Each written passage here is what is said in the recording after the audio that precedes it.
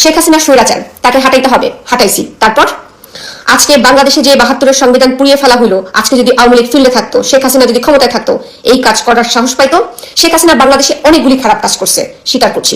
আমি এখানে শেখ হাসিনার গুণগান গাইতে আসি নাই, সেটাও স্বীকার করছি। কিন্তু শেখ হাসিনা একটা ভয়ঙ্কর ভালো কাজ করছে, যেটা বাংলাদেশের অন্য কোনো দল করে নাই। সেটা হচ্ছে জামাতের মতো একটা নিকৃষ্ট ভয়ঙ্কর দেশদ্রোহীদেরকে এতদিন দাবিয়ে রাখছে, নিষিদ্ধ করে রাখছে, তাদেরকে তাদের কাজগুলো করতে দেয় না। তারা যে ভয়ঙ্কর নিকৃষ্ট কাজগুলো করে, সেই কাজগুলো থেকে তাদেরকে বিরত রাখছে, যেটা আওয়ামী লীগ ছাড়া সম্ভব না। সেটা আবারও প্রমাণ করে দিল।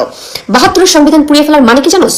৭২-এর সংবিধান পুড়িয়ে ফেলার মানে হচ্ছে ওই সমস্ত শহীদ, যে সমস্ত শহীদেরা বাংলাদেশটাকে বানাইছে, সেই সমস্ত শহীদের রক্তে লেখা হচ্ছে এই সংবিধান। প্রত্যেকটা অক্ষর হচ্ছে ওই সমস্ত মা বোনের ইজ্জতের বিনিময়ে লেখা।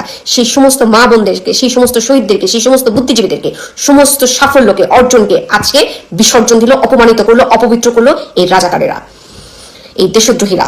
এরপরেও যদি কেউ এই রাজাকারের পক্ষে কথা বলে, এবং প্রত্যেকটা মানুষকে, প্রত্যেকটা জনগণকে আমি বলবো, কথায় কথায় রাজাকার বলবেন, কথায় কথায় দেশদ্রোহী বলবেন, কথায় কথায় যুদ্ধ অপরাধী বলবেন। এদের এই দেশে থাকার কোন রকম কোন অবস্থাই নেই। এদেরকে এই দেশ থেকে অতি দ্রুত বিদায় করতে হবে, উষ্টা মেরে।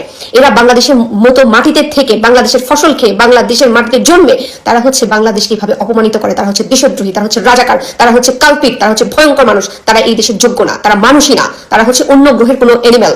এদেরকে বাংলাদেশ থেকে উষ্টা মেরে একদম সমুদ্রে ফেলে দেওয়া উচিত। এই কত বড় স্পর্ধা হইলে সংবিধান, ৭২-এর সংবিধানকে পুড়িয়ে ফেলে। আমি তো স্পিচলেস হয়ে যাচ্ছি, আমি এতটাই এংরি হয়ে আছি।